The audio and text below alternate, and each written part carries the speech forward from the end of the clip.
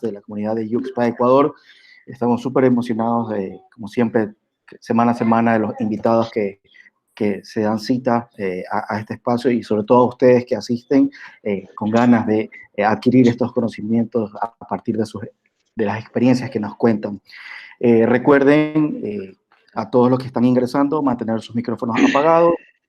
En los comentarios les van a compartir el enlace al Slido, que es donde pueden dejar sus preguntas, y al final de la charla, junto con Daniel, las estaremos contestando. Pueden escribir sus comentarios, saludos, de dónde son, de dónde nos están viendo. Es súper chévere ver que cada semana la comunidad se amplía, no solo de Ecuador, sino ya tenemos audiencias de otros lugares, de otros países de la región, e incluso de España y de Europa también en algunos casos. Gracias a todos. Bueno, presentarles un invitado súper especial esta semana que nos acompaña. Tenemos a Daniel Torres Gurriel. Daniel es el director general, ¿no?, de la agencia y del estudio Torres Gurriel en España. Y bueno, vamos a tratar ahorita un tema súper interesante, ¿no? A partir de toda la situación que hemos estado viviendo, muchas empresas nos hemos visto forzados a pasar al trabajo remoto, ¿no? Pero ¿a qué velocidad? ¿Qué costo ha tenido? ¿Qué nos ha llevado? Pues no, todo eso ya nos va a contar Daniel dentro de su experiencia en su agencia. Daniel, bienvenido. Gracias por darnos este espacio. Y bueno, y antes de empezar la charla, sí me gustaría que nos cuentes, ¿no?, a todos un poco de tu recorrido profesional, ¿no? Cómo empezaste en este mundo del diseño de experiencia y lo que has conseguido hasta el día de hoy. Bienvenido. Estupendo, Luis. Muchísimas gracias. En primer lugar, buenas tardes a todas y a todos. Muchísimas gracias por la invitación. Yo de verdad os digo, casi estoy nervioso. Da igual cuántas conferencias haya impartido. Siente uno los nervios antes de empezar, incluso que sea online, eso no importa demasiado. Bueno, pues fíjate que si tengo que contaros la historia de cómo acabé yo haciendo este trabajo, quizá os podría dar la noche a vosotros allí, ¿no? Intentaré ser breve, intentaré bueno, pues resumirlo. Yo en realidad sí que es cierto que ya tengo muchos años trabajando en este sector. Empecé a trabajar en diseño digital ya por el año 2000, hace ni más ni menos que 20 años, de manera profesional. Había empezado mucho antes, pero pues más como becario y más, en fin, haciendo pues estas primeras pruebas, ¿no?, que hacíamos por aquel entonces porque estábamos descubriendo una profesión, ni más ni menos. Aún creo que hoy la estamos descubriendo, pero en aquel momento muchísimo más, ¿no? En realidad, yo creo que acabé trabajando en el ámbito del diseño de experiencia de usuario un poco no sé si por error, pero fue de una forma un poco accidental, un tanto accidental. Yo trabajaba como diseñador web, pues bueno, en el año 2000-2001, aquí en España no había demasiados profesionales que supiesen escribir HTML y CSS. Digamos que yo, pues bueno, tuve la fortuna de aprender por mi cuenta, un poco de aprender por mi cuenta, y trabajaba en una consultora. Y poco a poco me daba cuenta que generábamos producto digital que era perfecto en el sentido de pues, la programación, la seguridad, la escalabilidad, la robustez de las aplicaciones era indiscutible, pero yo veía que parecía que faltaba alma, parecía que... Yo recuerdo la sensación de pensar, esto está muy bien, pero esto no lo va a utilizar nadie porque esto es absolutamente inútil, ¿no? O sea, me parecía absolutamente inútil pues muchos de los proyectos que hacíamos, ¿no? Inútiles en el sentido de eran poco amigables, eran poco usables y claro, yo ahí descubrí a Jakob Nielsen. Descubrí a Jakob Nielsen, empecé a leer a Jakob Nielsen y me quedé fascinado porque de alguna manera encontraba, no sé, un cierto soporte, un cierto acomodo en aquello que yo pensaba y decía, ostras, estamos haciendo aplicaciones que en realidad son muy difíciles de manejar, son muy difíciles de utilizar. Y a partir de ahí, o sea, a partir de ahí fue un descubrimiento. Pues bueno, en 2007 decidí dejar la compañía en la que estaba trabajando y bueno, pues yo era responsable del departamento de diseño, tenía 8 personas a mi cargo, la empresa iba muy bien, entonces decidí dejarla. Al año de dejarla, la compraron un grupo japonés, todos se hicieron medio ricos, menos yo que decidí volar por mi cuenta. Ahí tengo un ojo, en fin, un poco regular, pero creo que fue una de las decisiones que que me han proporcionado una aventura absolutamente impagable, porque, bueno, pues hoy en día, ya en el año 2011, fundé mi empresa, Torres Burril Studio, y hoy somos 15 personas. En 2020 somos 15 personas y para mí es, ya no voy a decir un orgullo, porque eso obviamente no es mi empresa, pero es una aventura absolutamente apasionante y extraordinaria. Solo tendría palabras de agradecimiento por aquella decisión que tomé de abandonar la compañía en la que trabajaba y evidentemente, pues bueno, ha habido un recorrido de aprendizaje aún hoy. Y yo, de hecho, creo que hoy el aprendizaje es mucho más consciente por mi parte, es mucho más enriquecedor. A lo mejor hace años era más un descubrimiento más espontáneo, pero hoy es un aprendizaje buscado y bueno, creo que me ayuda a crecer como profesional. Hoy en día estamos trabajando básicamente, y yo tengo un interés especial en trabajar en el ámbito de la investigación con usuarios, porque creo que sigue siendo hoy más que nunca fundamental el ir al origen, el buscar, el entender el comportamiento de las personas, el entender el contexto en el que nos estamos moviendo. Yo creo que esta experiencia global de confinamiento de tantos millones de personas de una vez es como un experimento o como un campo que nos permite entender, si queremos buscar, entender bueno, muchas claves del comportamiento de las personas, de nuestras motivaciones y de, en fin, pues toda esa batería de pulsiones que nos llevan a comportarnos o a actuar de una manera o de otra, ¿no? En ese sentido, para mí buscar, digamos, ese tipo de información en todo proyecto digital o todo proyecto de diseño de servicios, sigue siendo hoy en día no sé, un campo o un recorrido profesional absolutamente apasionante. Deciros que a veces me lo preguntan, ¿no? Cuando me pregunta como la que tú me haces, Luis, de ¿y cómo llegas a trabajar aquí? Yo digo, bueno, yo en la universidad estudié trabajo social. Yo soy diplomado en trabajo social. Después estudié sociología. Nunca estudié diseño, nunca estudié informática. Yo no sé programar. O sea, toda mi admiración para cualquier persona que sabe programar porque me parece magia, absolutamente. Pero sí que es cierto que en esta profesión, cuando hablamos de experiencia de usuario, es muy necesario y muy conveniente que tengamos un background cultural del tipo que sea. Me da igual. Pero necesitamos algo más para poder tener muchas referencias. Yo, afortunadamente, en el ámbito de la sociología, pues pude rescatar muchísimas referencias valiosísimas que me sirven hoy en día para tomar decisiones de trabajo. Sí que es cierto que la visión que os va a dar yo, y ahora voy a entrar ya un poco en el tema de la charla, ¿no? De cómo es esto del paso a remoto de una agencia en 24 horas, os voy a dar la visión, claro, del owner. Yo soy el propietario de la empresa. Entonces, no solamente hago trabajo de diseño o de dirección de diseño de experiencia del usuario, que es lo que hago, pero el manejo de una empresa tiene otras cuestiones que cuando hablamos de trabajo remoto, pues es bien interesante considerarlas. Cuestiones que no son técnicas, cuestiones que no tienen que ver con el manejo de herramientas o con la elección de una herramienta que me facilite el trabajo remoto. Eso existe, está muy bien, en fin, y podemos encontrar literatura en Internet de manera muy sencilla para en fin, localizar montones de herramientas interesantísimas. Pero me gustaría también centrarme, y esto es un poco, en fin, predicar con el ejemplo, ¿no? Centrarme en el contexto, centrarme vamos a ver qué es lo que sucede cuando un grupo de personas de repente tiene que ponerse a trabajar de una forma que no es habitual para ellas y para ellos. Y vamos a ver cuáles son las claves que es conveniente manejar o que yo me atrevo a poner sobre la mesa para manejar cuando estamos hablando de trabajo remoto en un cortísimo espacio de tiempo y en una elección que no es voluntaria.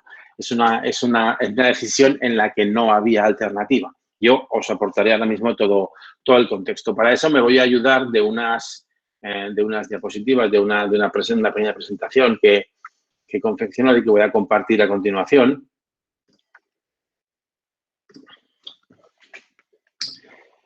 Y que reza así, ¿no? Experiencia de usuario de presencial a remoto en 24 horas. ¿Me confirmáis que se puede ver bien la presentación? Sí, la vemos. Estupendo, muy bien. Bueno, pues es esto, ¿eh? Es cómo pasamos el trabajo de una agencia de diseño de experiencia de usuario de presencial a remoto, y digo en 24 horas, pues por no decir en nada, ¿no? En un suspiro. Os voy a dar el contexto necesario. Básicamente, podría resumir la conferencia así, ¿no? Un día estás trabajando con tu equipo de experiencia de usuario y al día siguiente debes hacerlo en remoto y continuar con la normal actividad, es decir, sin tiempo de onboarding, sin un espacio, digamos, no sé, sin un gentil espacio de adaptación, ¿de acuerdo? Simplemente lo que hacías el jueves lo debes continuar un viernes con un contexto absolutamente diferente.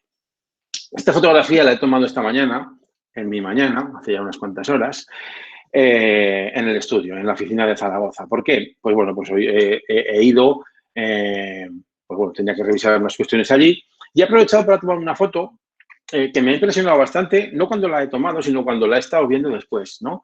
Es una foto de la oficina vacía. Es una foto que cualquier día, en cualquier otro contexto, no le hubiese dado ninguna importancia absolutamente. Pero bueno, cuando uno está solo trabajando y cuando ve tantas sillas vacías y cuando sabe que esas personas están trabajando cada una en su casa, cada una en el lugar donde está pasando este tiempo de confinamiento obligatorio, eh, pues cambia bastante el contexto, ¿no? Y la significación de lo que son esas mesas, esos ordenadores, esas sillas, porque sabes que el trabajo continúa haciéndose. Y es importante, desde mi punto de vista, resaltar el contexto porque donde nosotros hemos estado o hemos tenido que, en fin, desplegar el trabajo remoto en un contexto muy claro y muy específico, en un contexto ni más ni menos de confinamiento debido a una pandemia mundial originada por un virus. Dicho así, suena un poco de película, pero es que estamos en un tiempo que es un poco de película desde mi punto de vista, ¿no? Y eso nos ha llevado a, bueno, a vivir o a experimentar, yo no sé si atreverme a decir casi de manera colectiva, pues bueno, algo así como esto, ¿no? Como que el día a día, pues así de la noche a la mañana, se vuelve diferente y se llena de nuevos estímulos. Yo os puedo contar la experiencia que hemos vivido en España, donde ha habido un confinamiento extraordinariamente severo. Pues hemos tenido la prohibición absoluta de salir al espacio público, excepto bueno, para salir a comprar alimentación básica, para pasear al perro, el que tenía perro, y poco más. Y poco más. De hecho, ha habido 2 semanas de paralización de la actividad económica no esencial. Lo cual, pues bueno, es un contexto extraordinariamente severo, ¿de acuerdo? Entonces, en ese contexto, todos, gracias a la conectividad que tenemos de Internet, pues hemos experimentado cosas como, de repente, bueno, adherirnos a todo tipo de acciones voluntarias, acciones comunitarias en las que intentábamos poner nuestro granito de arena para concienciar, por ejemplo, para concienciar acerca de la importancia de, pues bueno, pues aplanar la curva, ¿no? Frenar la curva de los contagiados, de los infectados, pues en fin, para no colapsar los sistemas sanitarios. O a lo mejor hemos empezado a experimentar, tener más tiempo por ejemplo, para desayunar, ¿no? Porque, bueno, al final el commute ha desaparecido, el tiempo que nos tomaba ir a la oficina ha desaparecido porque trabajábamos en casa. Entonces, a lo mejor, pues de repente, lo que antes era un café rápido se convertía en café con leche, zumo de naranja, un sándwich, la medicación, con cubiertos y encima tener tiempo para hacerle una foto cenital y luego, mira, reutilizarla en una conferencia como esta, ¿no? Pues a lo mejor hemos experimentado contextos como estos. ¿Y qué os va a decir algo así? Pues todos hemos experimentado este vertiginoso uso que hemos hecho de todo tipo de herramientas de videoconferencia, ¿de acuerdo? Ya sea por ocio, ya sea por negocio, ya sea por cualquier motivo, por cualquier razón. Creo que me estáis entendiendo todo este contexto. Incluso nos hemos atrevido, muchos nos hemos animado a empezar a compartir memes que antes nunca hubiésemos compartido. ¿De acuerdo? En todas nuestras redes sociales. ¿Por qué? Porque vivíamos un contexto de shock, un contexto absolutamente excepcional, diferente, no antes vivido, no teníamos referencias. Ni qué decir tengo de la participación en memes del estilo, pues aquellos baños a los que les poníamos ojo y un cigarro, pues para, digamos, reírnos en comunidad. Esto lo hice yo, esto no lo he cogido de por ahí, esto lo hice yo. Y, bueno, pues memes del tipo, pues que no, venga, pongamos todos la foto de cuando éramos pequeños. Bueno, pues venga, ahí estábamos todos, yo el primero, participando, digamos, de todo este tipo de liturgias, ¿de acuerdo? Hasta que llega el primer día que puedes salir a la calle y al menos en el contexto europeo, salir a la calle con una mascarilla era algo inaudito, era algo nunca antes vivido, al menos en la época moderna, ¿de acuerdo? Solamente en las películas o en alguna serie de ciencia ficción. Y hasta que llega un día, fijaros qué pelo llevo tan largo, porque claro, 2 meses sin salir de casa, el pelo crece, evidentemente, hasta que llega el día que podemos ir a cortarnos el pelo y ya la cosa parece diferente. Hasta el cielo parecía más azul, ¿verdad? Y los árboles más verdes. Todo esto que os estoy contando no pretende ser simplemente, en fin, contaros cómo he vivido estos 2 meses, ¿no? O estas 9 semanas en España.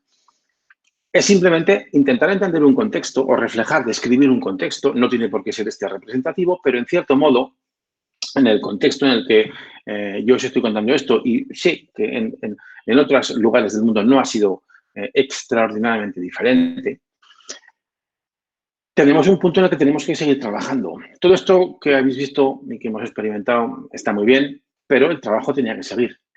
Debíamos continuar. ¿Con qué característica diferente? Con que estábamos cada uno en nuestra casa, cada uno en su casa. Ya fuésemos managers de compañía, ya fuésemos trabajadores, teníamos que continuar un trabajo en casa, un trabajo de diseño de experiencia de usuario, que aquí es donde empezarán las especificidades. ¿Y cuáles son las lecciones que yo me atrevo a compartir hoy en día o hoy en relación a cómo se pasa a remoto? ¿Cómo hacemos para pasar el trabajo de una agencia de presencial a remoto en nada, en un tiempo muy escaso? Yo creo que este es el principal aprendizaje, ¿vale? Y el principal aprendizaje no está en las herramientas, no está en las técnicas, no está en Simairo o Mural, no está en cómo hacemos entrevistas en profundidad, ni nada por el estilo. Y tampoco, por supuesto, no está en si nos agobiamos de tantas videoconferencias. No. El principal aprendizaje está en cuidar del equipo, en cuidar de las personas. Esto no es algo que esté vinculado estrechamente al trabajo remoto. Siempre hay que cuidar del equipo y siempre hay que cuidar de las personas en un tipo de trabajo especialmente como este, en el que la comunicación debe ser permanente, constante. El trabajo en equipo debe ser una realidad y no una descripción en el perfil de LinkedIn o en la hoja de vida. Tenemos que cuidar al equipo y a las personas, porque yo en su momento pues me encontré con un equipo que estaba trabajando en su casa y me encontré con que la primera semana todos estábamos súper contentos y súper felices. ¿Por qué? Pues porque era una experiencia nueva, obligatoria, es decir, no teníamos opción, pero era una experiencia nueva. Lo duro fue la segunda semana. Lo duro fue el segundo lunes en el que los managers teníamos que ocuparnos de gestionar al equipo y de vender proyectos, de que los clientes no huyeran. No sé si os habéis dado cuenta, yo creo que sí, ¿no? Que somos, al fin y al cabo, unos tipos privilegiados. Porque en un contexto en el que el desempleo es muy agudo y es muy dramático, nosotros seguimos trabajando. Seguimos trabajando y eso, en fin, yo creo que merece la pena observarlo con ojos, pues no sé, decía hoy Christian van der Hest, con ojos de agradecimiento, ¿de acuerdo? Bueno, pues tenemos un equipo que hay que cuidar. Entonces, la primera acción que tenemos que hacer para pasar un equipo a remoto es saber que tenemos que invertir tiempo en cuidar del equipo. Y esto me sirve de managers a empleados y entre empleados. Cuidarnos entre nosotros. ¿Por qué? Porque la segunda semana, en nuestro caso, fue dura, fue muy dura. ¿Por qué? Pues porque empezamos a sentir que la normalidad es diferente y muchas veces los procesos no están bien afinados. Yo le leí en Twitter a Eduardo Manchón que trabajar en remoto es someter a una organización a estrés, es una prueba de estrés. Y vive Dios que es cierto. ¿De acuerdo? Luego, si queréis, podemos entrar en el turno de preguntas, podemos comentar lo que queráis al respecto. La siguiente lección aprendida, fundamental, es que tenemos que proporcionar siempre toda la información de contexto que nos sea posible. Siempre. Por poco relevante o por, en fin, o por pequeña, ¿no? O por insignificante que nos parezca. Toda la información de contexto que podemos proporcionar al equipo, hablando de organización, de procesos, de herramientas, de proyecto, de todo, va a ser útil, absolutamente útil. Un ejemplo, este es un documento, un extracto de un documento que, pues bueno, yo empecé a redactar y a distribuir entre mi equipo, en fin, simplemente redactando y aportando consejos sobre cómo abordar. Fijaros la fecha de esta última actualización de este documento, el 17 de marzo, es que me parece la prehistoria, ¿verdad? Bueno, al inicio de toda esta movida. ¿Significa esto que en el equipo no tenían información accesible sobre cómo actuar al respecto de COVID-19? Claro que tenían, en la radio, en la televisión, en Internet, en todas partes. Pero es importante que a nivel de organización, a nivel del trabajo, que estamos trabajando 8 horas todos los días, transmitir no solamente la información per se, pero transmitir esa sensación de que, hey, también podemos preguntar y también el lugar de trabajo y también el equipo de trabajo y también la agencia es un lugar donde nos puede proporcionar información sobre lo que sea. Y esto ya no solamente es información, esto es soporte, esto es parte de cuidar a las personas. Hay muchos más detalles, los voy a ir describiendo en esta charla, pero toda información de contexto es importantísimo transmitirla con cuidado, con cariño y, digamos, con dosis lo más generosas posible. ¿De acuerdo? La siguiente lección aprendida, esta es fundamental, enfocarse solamente en lo que aporta valor. Cuando trabajamos en remoto de manera, insisto, no voluntaria, de manera forzosa y de manera brusca y rápida, como es el caso que os estoy relatando, debemos enfocarnos, es muy importante que nos enfoquemos exclusivamente en lo que aporte valor, porque podemos tener muchísimas distracciones físicas, distracciones emocionales. Bueno, pues la gente que tiene niños, trabajar con niños gritando, corriendo por la casa, el propio estrés que puede proporcionar, en el caso concreto de COVID-19, una situación de emergencia sanitaria donde hay personas que mueren, esas personas tienen familia, entonces nos puede tocar, ¿de acuerdo? Entonces, ese tipo de cuestiones nos van a despistar, nos pueden despistar y lo van a hacer. Entonces, es importante enfocarse solamente en aquellas cuestiones que al equipo, cuando hablamos de comunicación con el equipo, cuestiones que aporten valor. Os pongo un ejemplo contrario, ¿de acuerdo? Pues bueno, pues sabéis que los trolls en Internet, pues en fin, sí, es algo inherente a Internet, ¿no? Pues de repente, pues con el confinamiento aquí, pues parece ser que, no sé, pues despertamos o despertó algún troll quedó sin trabajo o con poco trabajo o yo qué sé, y tenía mucho tiempo libre y empezaron a abundar pues comentarios como estos en nuestro blog, ¿no? Bueno, pues esto podía ser objeto de enfadarnos, de discutir con un troll en el blog, en fin, ¿para qué vamos a enfocarnos en lo que no es importante? Pues bueno, nos dio la pista el propio troll cuando decía que abajo ahora será cuando desactive los comentarios. No, efectivamente. Gracias por darnos la recomendación. Desapareció el problema. ¿De acuerdo? Entonces, si nos enfocamos, este es un ejemplo, y además es un ejemplo que tiene, en fin, gracioso, ¿no? Pero si nos enfocamos en lo importante, dejaremos de dar importancia y dejará de ser un punto de erosión o un punto de fricción cualquier tipo de despiste o cualquier tipo de distracción que nos podamos encontrar. En ese sentido, si proporcionamos todo lo que pueda incrementar el buen ánimo, estaremos ganando muchos enteros en ese camino a poner foco en lo que aporta valor. Ejemplos como compartir dentro del equipo de trabajo, en Slack o en cualquier herramienta de comunicación que tengamos, cualquier elemento positivo, pues en este caso, pues una persona que decía que un artículo que escribimos en el blog, pues que era uno de los mejores artículos que había leído últimamente. Estupendo. Estupendo. Esto no nos va a hacer ricos, esto no nos va a generar proyectos, probablemente. No lo sé, pero da igual. A alguien le parece estupendo un artículo que hemos escrito y que hemos publicado. Esto hay que compartirlo. O sea, celebrar cualquier pequeña victoria contribuye a esto, a promocionar todo lo que pueda incrementar el buen ánimo. Esto es imprescindible desde mi punto de vista. Y por último, en esta primera parte de las lecciones aprendidas, insistir en algo que ya he dicho. Todos los detalles son importantes, incluso los más simples, ¿de acuerdo? Incluso los más pequeños, incluso los detalles que a veces pasan desapercibidos, ¿de acuerdo?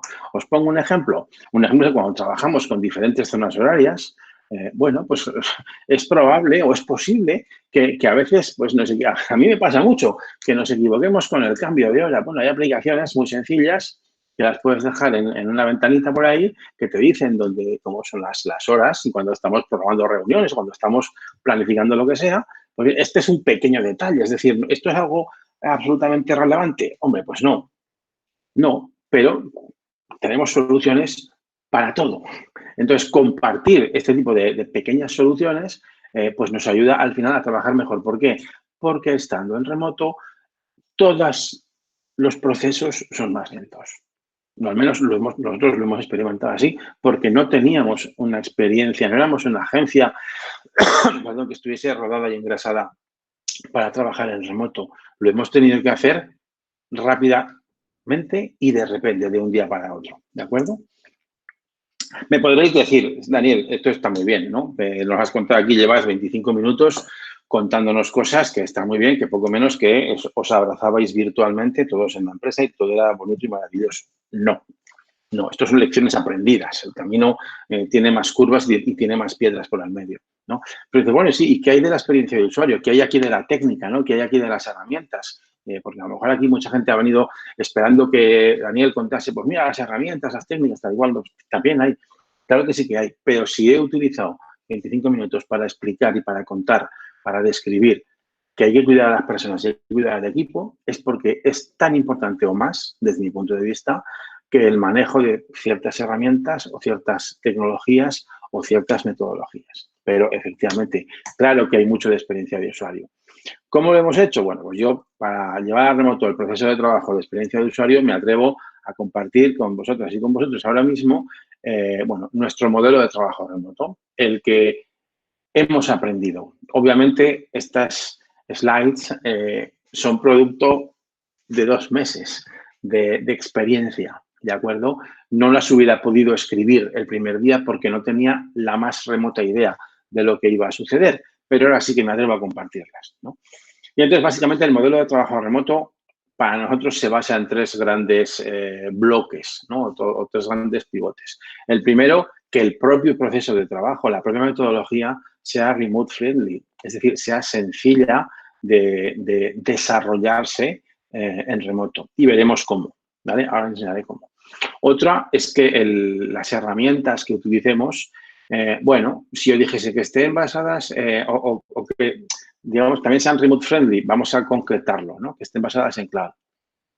Porque obviamente usar herramientas que manejen ficheros físicos también lo podemos trabajar en remoto, ¿de acuerdo? Pero en el caso, en nuestro caso, y es el que yo os recomiendo, pues que todo el software esté basado en la medida de lo posible en cloud, ¿de acuerdo? Y un tercer elemento que para mí es fundamental es el entrenamiento interno del equipo.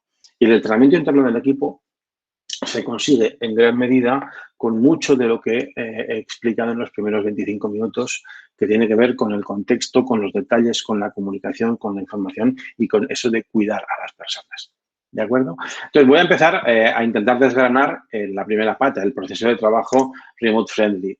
Y digamos que me parece muy razonable explicarlo de esta forma. Simplemente, ¿qué hago? Bueno, mira, pinto un modelo metodológico que nos cubriría el trabajo de un proyecto de inicio a fin, donde tenemos una primera etapa de análisis de la situación o de investigación con usuarios o ese momento en el que recogemos toda la información que necesitamos para poder elaborar requerimientos, contexto, conocimiento del usuario y, digamos, insights o certezas que nos permitan empezar a tomar alguna decisión, tanto de diseño como estratégica, ¿vale? Un proceso después de arquitectura de la información, de generación de ese bloque de contenidos, de estructuración, en fin, de arquitectura de la información, de conceptualización, de prototipado, de diseño visual, todo ese proceso que ya también conocemos, ¿no? Obviamente, posteriormente a todo esto, testeo con usuarios, test con usuarios, evaluación, la implementación, porque esto hay que armarlo en una arquitectura, bla, bla, bla.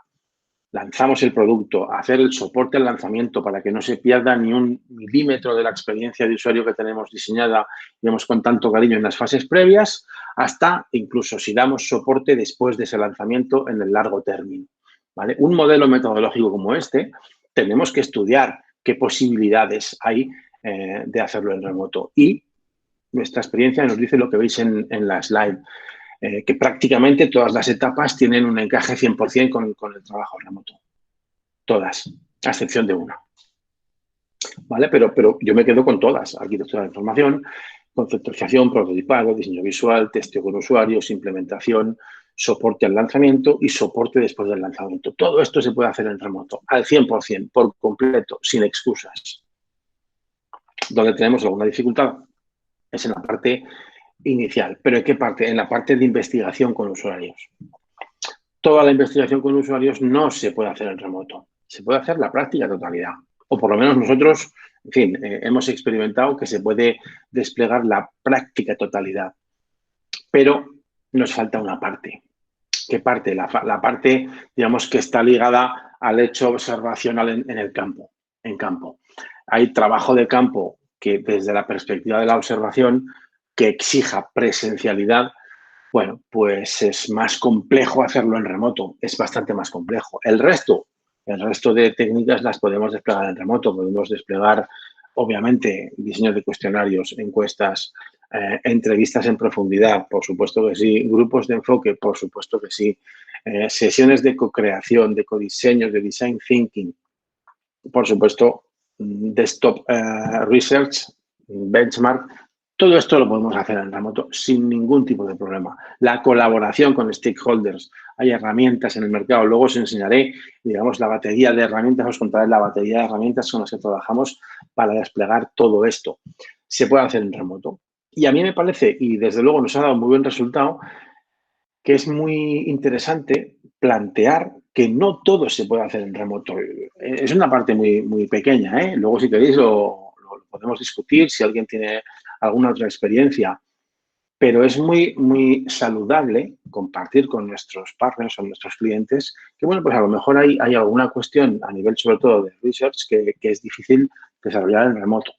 En mi experiencia, insisto, todo lo que tiene que ver con la observación en campo, pues bueno, lo que exige presencialidad, pues sí que es cierto que tiene más dificultades. Pero el resto, que para mí es la gran noticia y lo intento reflejar, digamos, en esta diapositiva, es posible y es viable llevarlo a remoto. ¿Cómo?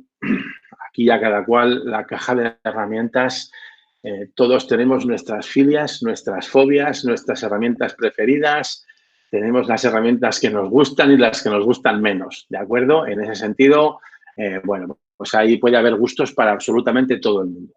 Bien. Yo aquí, bueno, pues me he atrevido a compartir pues algunas de las que utilizamos en el estudio para desplegar generalmente, pues bueno, casi todos los, digamos, todos los bloques de actividad, todos los estadios que tienen que ver con la investigación, con la conceptualización, con el diseño y con el test con usuarios. Desde, no sé si se ve el mouse, el mouse. Bueno, pues Google Meet, una herramienta de videoconferencia que nos sirve pues desde para hacer entrevistas en profundidad hasta para tener reuniones grupales. No he dicho un focus group, pero bueno, reuniones grupales con stakeholders o kickoffs o algo por el estilo. Y bueno, pues una suite ofimática. En fin, yo siempre, cada día me gusta más decir que si quieres trabajar en UX tienes que aprender Excel, porque si no lo vas a tener muy complicado, ¿de acuerdo? Trabajar con UX es saberse cómo funcionan los filtros de Excel, por ejemplo, ¿vale? En fin, o algo por el estilo. En fin, no solamente hacer un sumatorio con una mediana, hay que trabajar un poco más la Excel porque la vamos a necesitar. Pues bueno, todo tipo de documentación, presentaciones, pues bueno, para todo el reporting viene estupendo que todo esto esté en el cloud.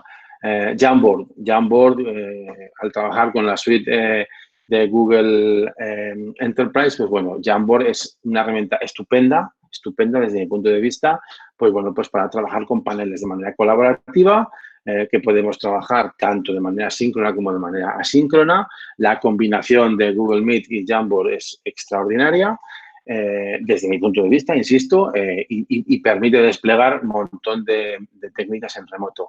Optimal Workshop es otra herramienta pues, para desarrollar card sorting, tree test, incluso el note-taking, la toma de notas en procesos de investigación, especialmente para entrevistas en profundidad, porque podemos categorizar, agrupar y taguear la información que vamos recogiendo en tiempo real mientras se despliega una entrevista en profundidad. Bueno, pues es absolutamente útil. Imaginad, pues estamos haciendo una investigación donde tenemos 2 fases de entrevistas con un N igual a 12, pues tenemos 12 y 12, 24 entrevistas de 90 minutos. Bueno, es mucha información la que vamos a recoger para tomar notas. Entonces, si la podemos estructurar de alguna forma, pues, bueno, herramientas como Reframer de Optimal Workshop pues son estupendas y nos ahorran un montón de trabajo. Teamwork para gestionar proyectos en la nube. Google Drive pues para hacer los dibujitos. UXPin para hacer prototipos. Sketch, cómo no, Sketch. Y aquí, pues, en fin, cada uno tiene sus favoritos y sus preferidos. Miro como una pizarra colaborativa, fantástica para conducir sesiones incluso de design thinking. Incluso hemos estado haciendo, guiando entrevistas en profundidad con paneles construidos en Miro, ¿de acuerdo? Compartiendo pantallas sobre Google Meet y tomando notas con el Reframer de Optimal Workshop. Bien, la combinación de estas herramientas nos permite desplegar auténticos procesos complejos de investigación. No digo nada ya de test con usuarios, exactamente lo mismo con Lookback cuando necesitamos el Picture-in-Picture o cuando necesitamos hacer test sobre mobile. Lookback nos permite hacer la toma de notas, si queremos, sobre la aplicación, el minutado, los highlights en vídeo. Es decir, todo esto lo podemos desplegar sin ningún tipo de problema en remoto. Absolutamente todo. Ya no digo nada, aquí no voy a entrar sobre pues, herramientas de desarrollo y repositorios. Esto a lo mejor sería para otra gente que supiera más que yo, ¿no? Pero, en fin, nuestros equipos de partners también lo hacemos así y se puede manejar sin ningún tipo de problema cualquier tipo de trabajo en remoto cuando hablamos de trabajo de experiencia de usuario, enfocándome especialmente en las 3 patas, User Research, conceptualización y diseño y evaluación o test con usuarios. Y la última pata es esta, el entrenamiento interno del equipo. Y para explicar qué es o qué es lo que deberíamos hacer para entrenar al equipo, pues yo, fijaros que he puesto un enlace, es ver slide 15. ¿Y qué os decía yo en la slide número 15? Esto, cuidar del equipo y cuidar de las personas. Es decir, todos tenemos nuestras rarezas. Yo tengo un amigo que en su Twitter, su cuenta de Twitter, su descripción es todos somos raros, sobre todo tú, ¿no? Todos somos raros y todos tenemos nuestras cosas y entonces en un equipo de trabajo tenemos que entender que la interacción que se produce cuando estamos compartiendo el espacio físico o la complicidad que se puede producir en el sentido que sea, en el sentido positivo o negativo, se diluye bastante en remoto y tenemos que esforzarnos mucho más. Tenemos que esforzarnos mucho más porque la comunicación fluya, porque esto lo sabéis, en fin, quienes tengáis un tiempo ya trabajando en digital, sabéis que un email no tiene tono. Y para que un email tenga tono hay que esforzarse mucho en la redacción. Y esto no es como uno lo escribe, es como el receptor lo interpreta, ¿de acuerdo? Entonces, en remoto esto hay que cuidarlo mucho. Entonces, yo quiero volver a insistir en que cuidar a las personas es esa tercera pata que me permitirá que un modelo de trabajo remoto funcione mejor o no funcione mejor, ¿vale? En ese sentido, me gusta mucho estas cinco cuestiones de lo que tenemos que cuidar. Me gusta mucho porque es sencillo cuidar estas 5 cuestiones, pero a su vez exige trabajo, exige mucho trabajo. A un equipo tenemos que proporcionarle equipo y materiales. Es decir, cuando alguien trabaja en casa, la habitación o el salón o donde cada cual pueda trabajar, bueno, pues puede ser muy variable. Yo no sé si habéis tenido la oportunidad de ver en los noticieros durante este confinamiento cuando nos contaban las celebridades, cómo pasaban las celebridades el confinamiento, ¿no? Claro, pues en casas de 300, 400 metros cuadrados con jardín y piscina, pues bueno, el confinamiento puede hacerse quizá menos duro o menos calamitoso, ¿no? Pero vaya, quien vive en un piso de 50, 60 metros cuadrados, pues no es obviamente lo mismo, no es obviamente lo mismo. Entonces, considerar que todo el equipo tenga unas condiciones mínimas para poder trabajar es algo de lo que nos tenemos que preocupar, ¿de acuerdo? O yo, en fin, sería una línea de trabajo clarísima. Otra clarísima, el horario de trabajo. Cuando estamos en remoto, estamos en casa, corremos un grave peligro, ya no solamente nosotros, sino cuando estás gestionando un equipo, corremos el riesgo de que se diluyan en exceso, pues bueno, los tiempos de ocio, los tiempos personales y los tiempos de trabajo. Entonces, en ese sentido, es muy conveniente incidir de manera explícita en el horario de trabajo. Yo os pongo un ejemplo muy claro, experimentado en carne propia en estos 2 meses. Pues nosotros, por ejemplo, hemos tenido que trabajar con un cliente en California y vaya, pues teníamos, pues no sé si eran 7 horas menos o 9 horas menos, en fin, no sé, una diferencia horaria sustancial, ¿no? Pues yo tenía que hacer explícito, aparte del equipo, aparte de mi equipo, por favor, modificad vuestro horario de trabajo para que, en fin, pues para que cuando tengamos que interactuar con el cliente, pues no sea en vuestra hora de trabajo número 14, porque no podemos trabajar 14 horas, no es bueno. Hay que trabajar lo que hay que trabajar, que son 8 horas al día, 40 horas a la semana. ¿De acuerdo? Entonces, incidir de manera explícita en cosas de este estilo es algo necesario y es parte de cuidar el equipo. Así como las formas de comunicación. No las formas en las que nos comunicamos, sino de qué manera nos comunicamos. Yo os puedo compartir aquí una sensación que no sé si es demasiado personal o no me atrevo a diagnosticarlo,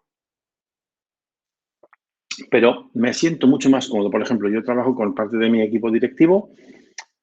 Cuando nos comunicamos por teléfono habitualmente, cuando estamos separados, viajando, en fin, hablamos por teléfono. Pues bien, pues con esta persona yo no puedo hablar por videoconferencia porque me siento extraño. Entonces, ¿qué es lo que he acabado haciendo? Estaba hablando por teléfono. Cuando necesito algo, llamo por teléfono. Ya está. ¿Por qué? Pues porque no todo el mundo está disponible para una videoconferencia. No todo el mundo, en fin, tiene un entorno de tranquilidad o de silencio para hacer una videoconferencia. Oye, yo ahora me he cortado el pelo y salgo más o menos bien, pero me tenéis que ver cuando voy con barba de 8 días y con los pelos después de 2 meses sin ir al peluquero. Pues a lo mejor no me apetece que me vean así como si estuviese en la edad de los dinosaurios. Vaya, pues nos tenemos que acostumbrar a eso. Entonces, las formas de comunicación es muy bueno que las adaptemos. ¿Para qué? Bueno, para que todo el mundo se sienta cómodo. Es así de sencillo. Para que todo el mundo se sienta cómodo. Y eso que dice mucha gente es que no es obligatorio enchufar la cámara. Y tenemos que saber quién puede, quién no puede, a quién se siente más cómodos o menos cómodos con elementos de ese tipo. Eso tenemos que trabajarlo en el equipo. Eso es cuidar a las personas, ¿de acuerdo? Y luego, importantísimo, el manejo de las expectativas, ¿de acuerdo? El manejo de las expectativas es algo crítico, no solamente trabajando en remoto, siempre. Pero trabajando en remoto yo lo he experimentado de una manera mucho más acusada, ¿de acuerdo? Y por último, lo he puesto entre comillas en cursiva porque es una expresión que aprendí en Bogotá. La aprendí en Bogotá y me maravilló, ¿no?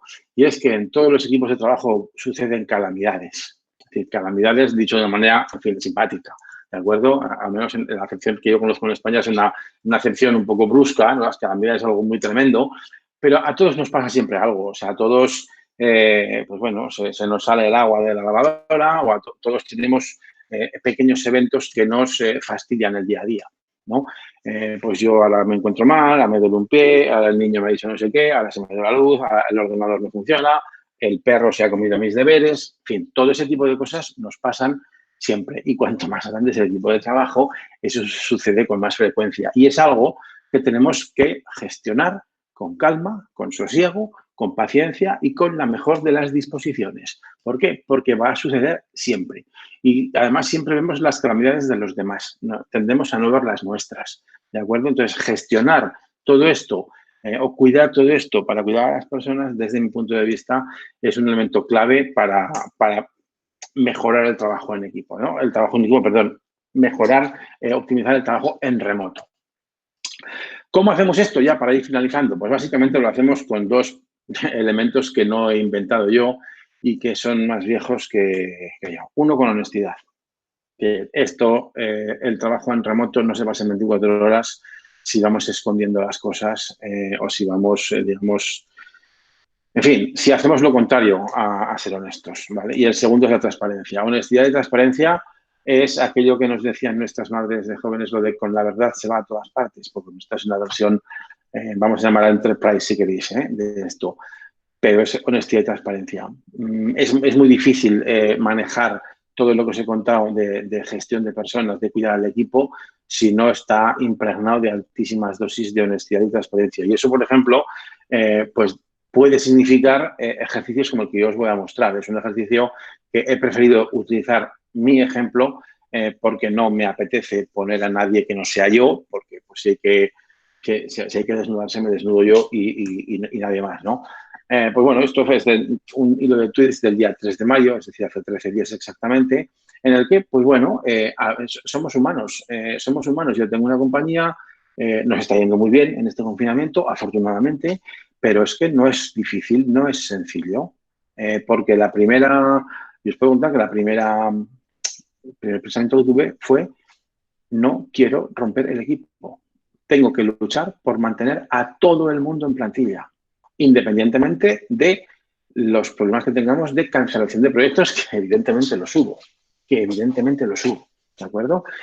Bueno, pues esto a veces es muy importante que todo el mundo lo sepa. Es decir, pero que todo el mundo lo sepa de una manera clara, honesta y transparente, incluso diciendo, pues bueno, que las cosas pueden estar yendo bien. De hecho, insisto, nos ha ido bien, nos está yendo muy bien. De hecho, hemos contratado, ha crecido en 2 personas el equipo en estos 2 meses, pero eso tiene un coste. Es decir, eso es muy complicado y hay rozamiento. Y es lo que decía antes, la segunda semana de confinamiento, yo personalmente dudé de mi capacidad para gestionar la situación porque era extraordinariamente difícil y complicado. ¿De acuerdo? Y eso genera, pues bueno, genera que tenemos que ser absolutamente, ¿cómo os diría yo?, estrictos, ¿no?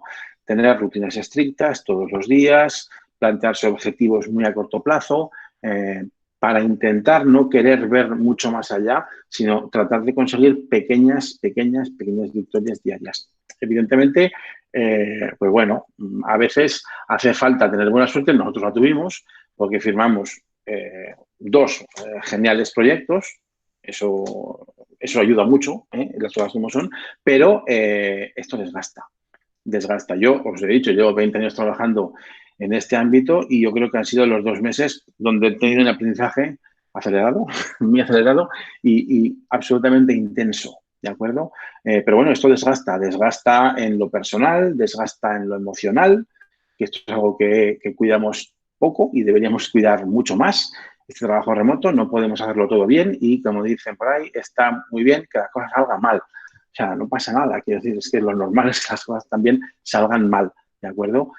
Bueno, pues yo no quiero terminar esto con un mensaje de optimismo barato, porque yo no soy así, no os lo deberíais creer, pero sí que es cierto que no tenemos otro camino, o yo por lo menos honestamente no os puedo transmitir otra cosa.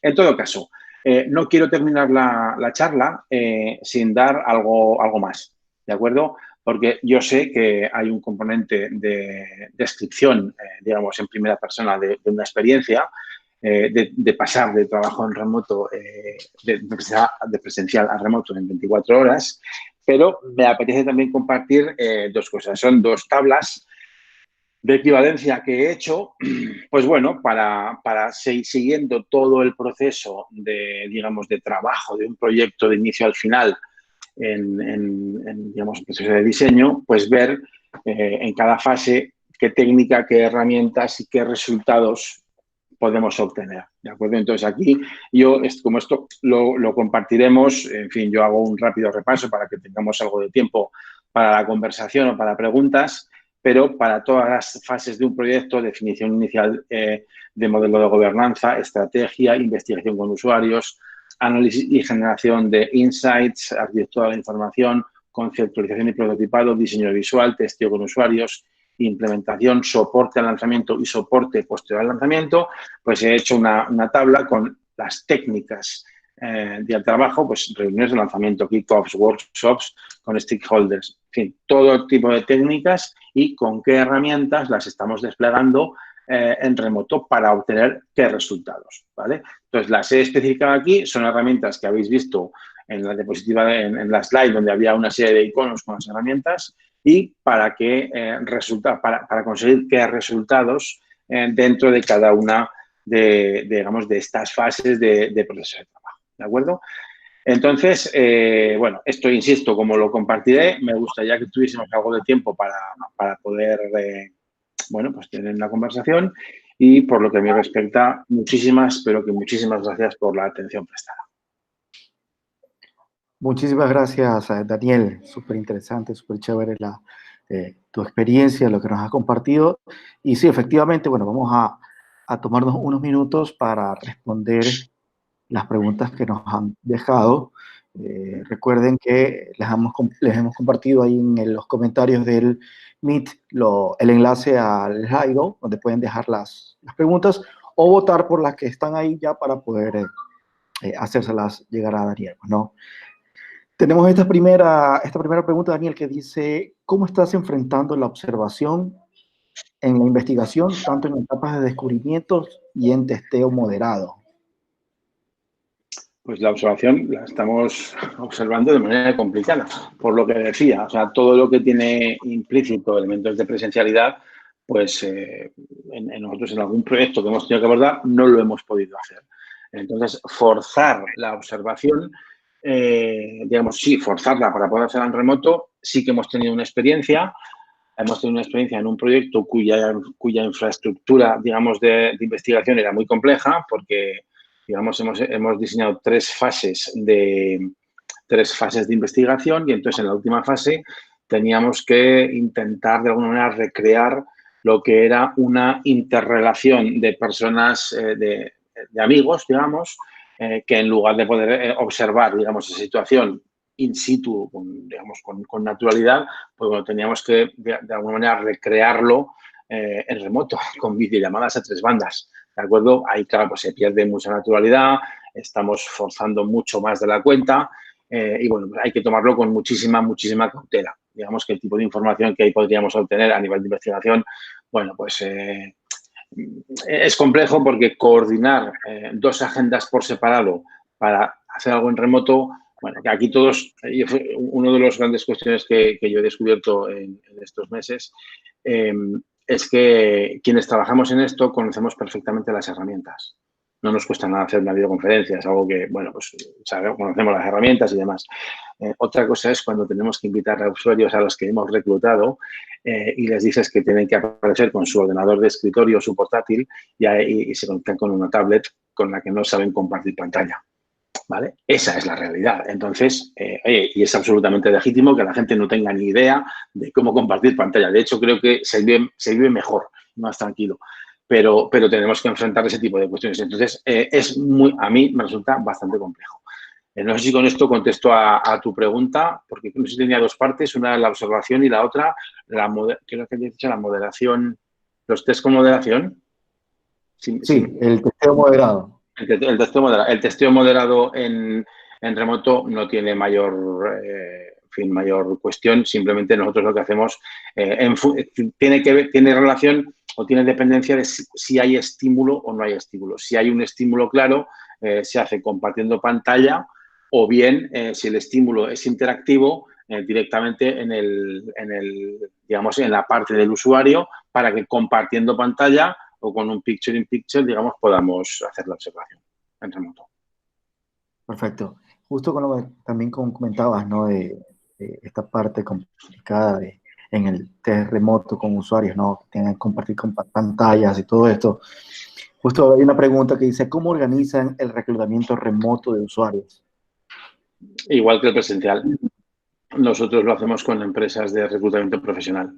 Entonces, la única diferencia es que en lugar de citarles en un lugar a una hora, se les cita a una hora haciendo clic en una URL. Y la gente también llega tarde a una URL. Y también hay los shows en una URL. Exactamente igual. Perfecto. Entonces, ustedes trabajan con una empresa que los ayuda con ese tema. Reclutamiento profesional, sí.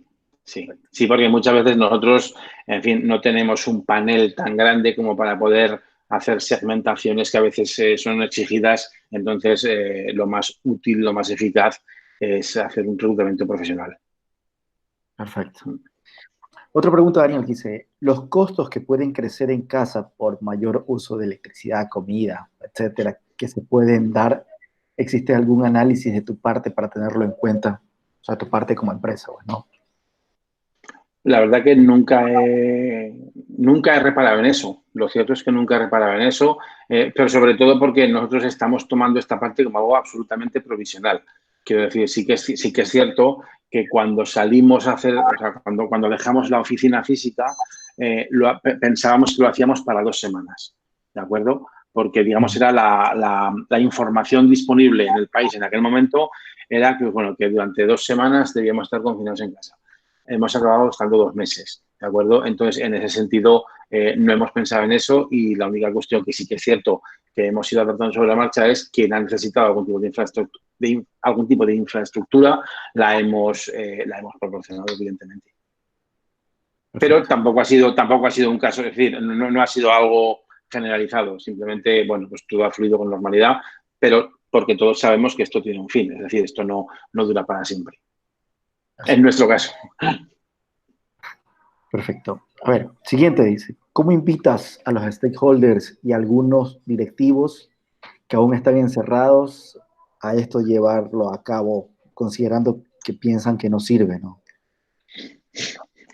Me encanta la pregunta porque a esos stakeholders es que no los puedo invitar porque no van a venir. Es decir, esa gente ya está predispuesta a no venir, entonces es una batalla perdida. Y yo, de hecho, la experiencia que tengo es la contraria. Es decir, a mí esta experiencia me ha hecho ver en 2 o 3 clientes que los planes de transformación digital se han consumado en 24 horas también. O sea, de repente el director general, consejero delegado, ha descubierto Microsoft Teams y está encantado de la vida haciendo consejos de administración por Teams. Y como es el que manda, nadie se atreve a llevarle la contraria. Con lo cual, la gente que no quiere, es que no quiere, es que no es una hipótesis de trabajo quien no quiere. Entonces, encuentras colaboración en personas que evidentemente quieren colaborar, pero en personas que dicen, no, esto en remoto no vale. Es que no se encuentra colaboración. De hecho, en ese contexto es muy difícil que el proyecto llegue a buen puerto. Es muy difícil. Hoy hay una pregunta y un poco te la amplío. Hace unos días creo que eh, el CEO de Twitter publicaba que para él de aquí en adelante sus empleados pueden trabajar remotamente para siempre si así lo quisieran, ¿no? Uh-huh. ¿Cuál es tu opinión sobre este tema? Precisamente hay una pregunta relacionada a eso, ¿no? ¿Crees que es necesario de aquí en más trabajar presencialmente y las oficinas serán cosas del pasado? ¿Cuál es tu opinión con respecto a eso? Mira, mi opinión es que nosotros hemos trabajado en remoto después de haber hecho una inversión en renovar la oficina. Entonces, a partir de aquí, Tienen que vengar. eso es cierto, ¿no? Pero bromas aparte, yo siempre he sido una persona que por defecto, by default, no he sido partidario del trabajo remoto. Yo decía que no, yo al remoto le decía no, por defecto. ¿Qué sucede? Ahora, pues yo lo reconozco, joder, si es que no pasa nada. Hemos tenido que trabajar en remoto por obligación y estoy feliz, contento y maravillado de la experiencia, porque ha salido muy bien y porque, bueno, pues incluso desde la perspectiva de la captación del talento, diablos, es más fácil porque de repente ahora tengo a España y Latinoamérica, países de habla hispana, donde puedo contratar. Y antes tenía una ciudad mediana. Entonces, bueno, yo creo que por imposición nada es bueno. O sea, decir que sí porque sí o decir que no porque no son posturas poco razonables.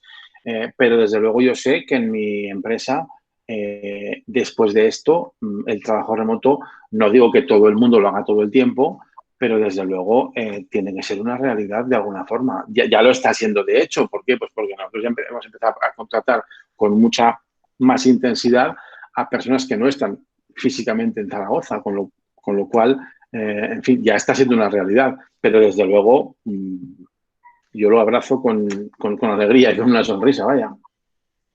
Perfecto. Y ahora, precisamente eso que hablabas, ¿no? El tema de la contratación. Eh, ¿Cuáles son las implicaciones legales o regulatorias que España hoy tiene para el trabajo remoto? Es interesantísima esta pregunta, porque muchas veces hablamos de remoto, pero tenemos que... Voy a dejar de compartir la pantalla y así me veis. Quiero decir, prefiero que me veáis, ya que no hay nada más. que poner ahí. Es interesante esta pregunta porque lo que digo, muchas veces pensamos en remoto y lo pensamos de una manera permitiendo la expresión un poco infantil, ¿vale? Pero las consecuencias legales son tan importantes o más que el propio remoto. Entonces, al menos la legislación española, a mí a lo que me obliga es, yo no le puedo hacer un contrato laboral a alguien que no vive ni trabaja en España. Entonces, cuando nosotros contratamos fuera de España, tenemos que regularlo a través de un contrato privado, que en España es un contrato mercantil, de tal forma que yo me arreglo con la tributación española y la persona que está fuera se arregla con la tributación de su país. Esas son las implicaciones. Y luego, evidentemente, dentro del país, dentro de España, pues el trabajo remoto es perfectamente legal y la gente trabaja en su casa o trabaja en un coworking, porque eso, según nosotros ahora mismo tenemos gente en Zaragoza, pero tenemos gente en Madrid, en Córdoba y en Castellón. Entonces, dependiendo de la situación de cada persona, pues trabajan o en casa o trabajan en un coworking donde sí, tiene todas las cuestiones legales absolutamente en regla. Perfecto, perfecto. Una pregunta ya distinta al tema legal, ¿no?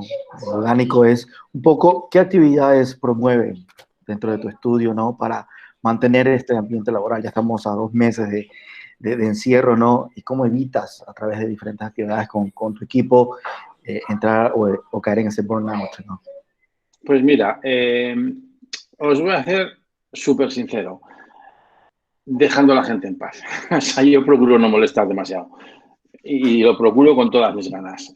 ¿Por qué? Porque al fin y al cabo yo soy el responsable último de la compañía. Entonces, me parece, y como yo también he trabajado antes y he tenido mis jefes, creo que lo más saludable es dejar que la gente se organice como quiera, preocuparnos solamente de que las tareas estén hechas cuando hemos planificado y no mirando entre medias. Desde que planificamos una tarea hasta que se entrega, yo no miro qué sucede en medio, porque es la mejor forma de dejar que la gente se organice como quiera, que hagan lo que quieran, porque en realidad yo no tengo espíritu de policía. Entonces no me apetece, dejo que la gente trabaje como quiera.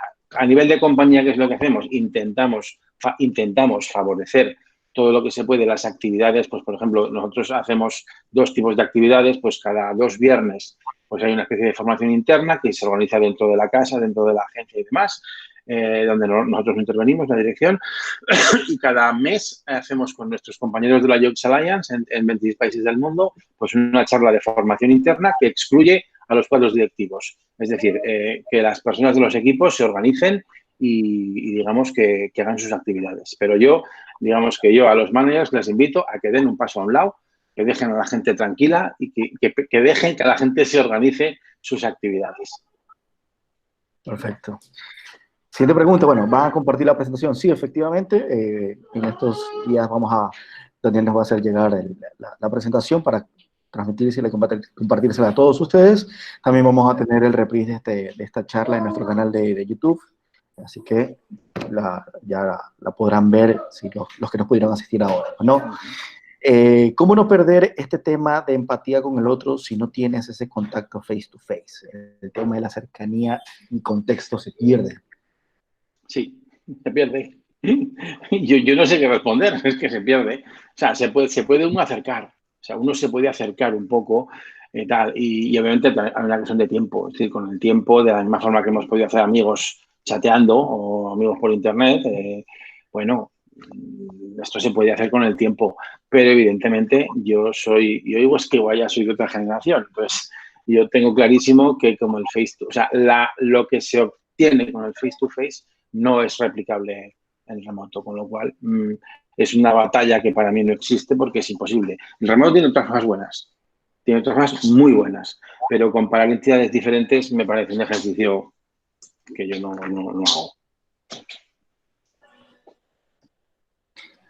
Dice, luego de que se normalicen las actividades debido a la pandemia, ¿se puede seguir aplicando la investigación remota o es mejor volver al modelo tradicional? Esa es una pregunta interesantísima. Interesantísima porque yo todavía tengo mis dudas. Estoy en un proceso de maduración al respecto. En principio, yo me inclinaría por, bueno, pues claro, igual que la empatía es difícil de alcanzar en remoto, claro, una entrevista face to face en profundidad cuando yo me meto en una sala de observación, me meto en una sala con One Mirror con un usuario y le hago una entrevista durante 90 minutos, bueno, yo tengo mis técnicas para empatizar, para conectar, ¿vale? Técnicas que van más allá de una discussion guide, que tienen que ver con el movimiento corporal, con cómo te diriges a la persona, con cómo lo escuchas, en fin, con un montón de factores, ¿no? Eso, en principio, devuelve unos excelentes resultados a nivel de, digamos, de obtención de información o de rescate de información. ¿Se puede conseguir en remoto? Se puede conseguir algo parecido, ¿vale? Pero bueno, yo en principio me decantaría por volver al modelo tradicional, pero sí que es cierto que puede haber elementos que se pueden facilitar en remoto, Perfecto. ¿Cómo puedes hacer un remoto? ¿Cómo puedes hacer en remoto un shadowing? ¿Se viene a hacer observación contextual? Pues lo puedes hacer igual que si lo hicieras en presencial. Es decir, hombre, es muy diferente, evidentemente, porque, digamos, habría que simular, pues si lo haces a través de un benchmark, simulando una compra, por ejemplo, o una consulta de información en un sitio, o lo haces a través de una simulación o pretendiéndolo, como se dice en español, simulando que necesitas algún tipo de soporte o atención al cliente, es lo más cercano. Yo no lo he hecho nunca. Entonces, como no lo he hecho nunca, te estoy hablando desde la teoría, ¿vale? Entonces, en remoto eso no lo hemos hecho. Pero se me ocurre que así, no hay otra forma, vamos, no veo otra forma. Perfecto. Y vamos con unas últimas preguntitas ya para cerrar, ¿no? ¿Qué pasa si en un testing remoto sientes que hay distracciones para el usuario? ¿Lo dejas, paras? ¿Cómo encaras esto, no? La verdad que nunca me ha pasado. Nunca me ha sucedido. Entonces, lo que sí que me ha sucedido, no en un testing con estímulo, pero sí que me ha sucedido en entrevistas en profundidad, en remoto, que tú ves que el usuario desvía su mirada hacia otros lugares, ¿no? Pues alguien que le está hablando y mira, pero le dice así, calla, déjame, tal. Es difícil, es muy violento. A mí me resulta, como moderador, terriblemente violento porque, bueno, pues tampoco me parece que haya que decirle muy rápidamente, hola, estoy aquí, préstame atención, ¿vale? Pero hasta el punto de tener que parar una entrevista no me ha pasado. Pero sí que es cierto que, bueno, yo intento digamos, reconducir esa situación haciéndole preguntas muy explícitas, ¿de acuerdo? Algo muy explícito y digamos, intentando recoger la atención otra vez. No me ha pasado nunca a alguien esté tan despistado que haya tenido que parar, digamos, la sesión. Eso no me ha sucedido nunca. Si me sucediese, pues bueno, yo creo que también hay que ser honesto y decir, oye, mira, si no quieres que sigamos, lo dejamos aquí y ya está, que no pasa nada. Bueno, creo que también el tiempo, ¿no? Mientras más tiempo mantienes con esa persona, creo que es más probable que ya comience A cansarse, a lo mejor, sí. Ahí también depende un poco, ¿no? Depende un poco de cuál sea el pacto inicial. Pero bueno, el pacto inicial suele determinar, digamos, la atención de las personas, ¿vale? Y luego también ahí, yo siempre lo digo, está la capacidad de seducción de la persona que modera. Entonces, bueno, muchas veces, por no decir siempre, introducir cuestiones, digamos, icebreakers, pero, digamos, no al principio. Un icebreaker al principio está muy bien. Todos sabemos que hay que empezar con un icebreaker.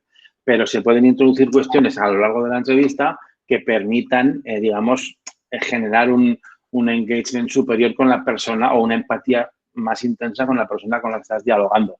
Eso se aprende con el tiempo. Se aprende haciendo muchas entrevistas. Perfecto. Bueno, y llegamos al final, ¿no? Daniel, esta última pregunta, ¿alguna recomendación para que en sesiones de debrief remoto no pierdan el enfoque y las ideas de todos que todos están aportando? Documentarlo. Documentarlo. Nosotros hemos tenido además la semana pasada un interesantísimo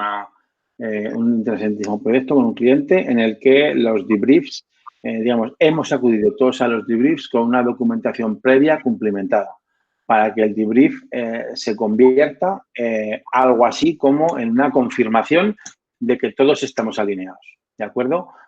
Por eso ha sido mucho más efectivo, o sea, absolutamente efectivo, eficaz, vaya, y evita la dispersión. pero claro, requiere un trabajo previo intenso, eso es cierto. Eso es cierto. Perfecto. Bueno, con esto hemos concluido esta sesión de preguntas. Daniel, otra vez agradecerte por el espacio, y por el tiempo, ¿no? Ya sé que ya estábamos ya sorteando la madrugada. Y bueno, algunas palabras finales que tal vez quieras dejarnos. Bueno, yo, insisto, yo os agradezco un montón la asistencia, la audiencia, las preguntas que habéis hecho. O sea, siempre me parece la parte más interesante de casi cualquier ponencia pública, ¿vale? Porque uno al final, yo sí que es cierto que cuando he terminado de preparar las diapositivas, las slides, decía, vaya, igual me ha quedado esto demasiado personal, ¿no? Porque en realidad, pero luego he dicho, digo, a ver, pues si quiero contar lo que hemos vivido, pues os lo cuento así, o lo cuento con los memes que hemos puesto y con mi foto cuando me fui a cortar el pelo, o no lo cuento, porque no se lo creerá nadie, ¿vale? Entonces, creo que la sesión esta final de preguntas ha sido un colofón estupendo para centrar bastante digamos, el asunto desde la perspectiva técnica, ¿vale? Pero sí que me gustaría, a mí me gustaría mucho, digamos, cerrar con dos cosas. Una, no me gusta nada, no soy yo de acabar con cierres bonitos y perfectos de color de rosa. Es decir, todo esto que os he contado es duro, difícil, deja rasguños, deja gente molesta, eso es cierto, quiero decir, pero yo no conozco otro camino. Es decir, no conozco otro camino, el camino que conozco es este, ¿de acuerdo? Pero eso no significa que siempre salga bien. No todo se lo sabe. Hombre, uno evidentemente enfoca en aquello que es más amable. No vas a enfocar en lo que es doloroso. Pero no es fácil, es difícil, requiere de mucho trabajo, pero bueno, como dice la mujer de un amigo mío, haber estudiado, hijo mío, si querías tranquilidad, dedícate a otra cosa, ¿no? Aquí tenemos que currar mucho y bueno, y es lo que hay. Entonces me gustaría, digamos, dejar ese mensaje, que esto tiene mucho de trabajo, mucho de pico y pala, de picar piedra, pero evidentemente es súper satisfactorio porque luego ves que las cosas salen bien y, diablos, es una situación desde el privilegio, seguimos trabajando y eso yo no lo dejaría de lado, seguimos trabajando y eso es un privilegio en un contexto como este y además lo podemos hacer en cosas tan apasionantes como este tipo de tarea. Con eso me quedaría. Perfecto. Bueno, gracias Daniel otra vez, gracias a todos por estar acá otra vez en nuestros viernes de webinars. Nos vemos la próxima semana, tendremos a Sandra Vilches, ella es el líder de UX de Banco Pichincha en Perú, también nos va a contar un tema súper interesante de diseño de servicios, ya les daremos el enlace para que se puedan registrar, y bueno, hasta el próximo viernes, ¿no? Chao. Estupendo, muchas gracias a todas y a todos. Muchas gracias. Gracias. Muchas gracias a todos. Bye. Gracias, Daniel. Gracias, Luis. Muy amables. A ustedes. Muchas caras conocidas por aquí, ¿eh?